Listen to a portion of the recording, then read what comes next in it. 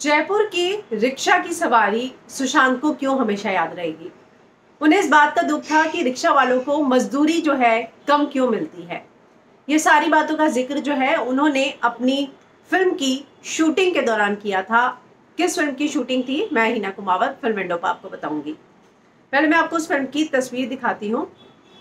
सुशांत और परिणीति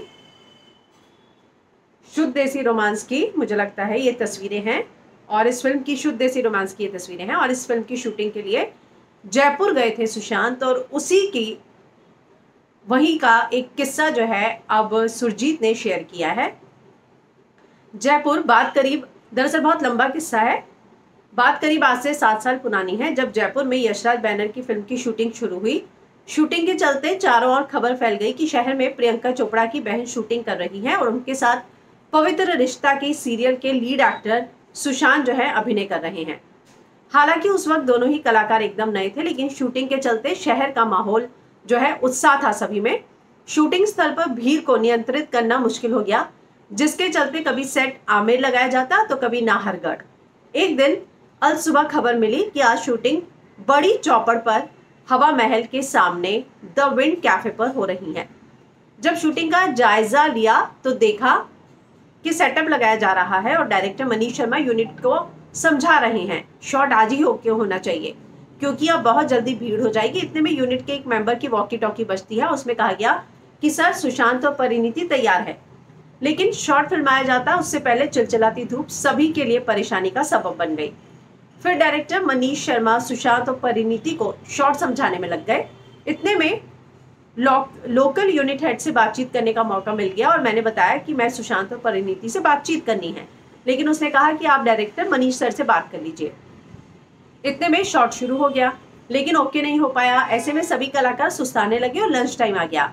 मैंने मौका पाते ही सुशांत की ओर इशारा किया। उसने मुझे तुरंत बुला लिया, पूछा कि क्या काम है।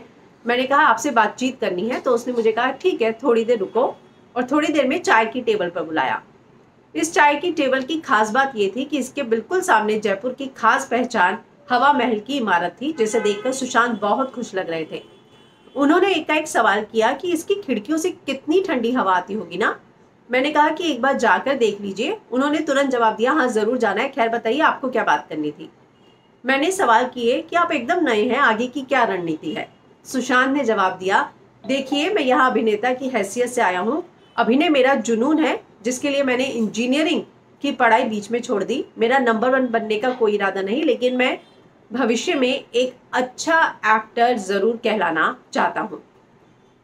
मैं बहुत भाग्यशाली हूँ कि मेरे करियर की शुरुआत कुछ ही सालों में मुझे यशराज बैनर की फिल्मों में काम करने का मौका मिल रहा है। सच कहूँ तो अंदर से बहुत डरा हुआ भी हूँ और बाहर से खुश भी हूँ, क्योंकि इस बैनर के साथ काम करना बहुत बड़ी बात होती है।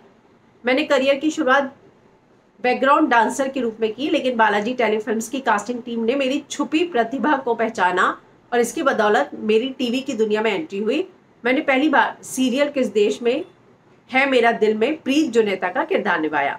इसके बाद जी टीवी के शो पवित्र रिश्ता से घर घर पहचान बनाने लगा, और फिर उन्होंने अपने बारे में जिक्र किया। लेकिन उसके बाद जो है वो आगे कहते हैं, बातचीत का दौर चलता रहा। इतने में यूनिट के एक मेंबर ने पूछा कि सर रिक्शे की सवारी तैयार है। मैंने तपाक से पूछा, सुशांत आपको रिक्शे की सवारी करनी है। सुशांत बोले, जी बिल्कुल, कल भी की थी और आज भी करनी है, क्योंकि रिक्शे की सवारी मुझे बहुत पसंद है और मेरे से ज्यादा परिणीति को। खैर एक बात तो है, जयपुर के रिक्शे में बैठकर कमर में दर्द शुरू हो जाता है।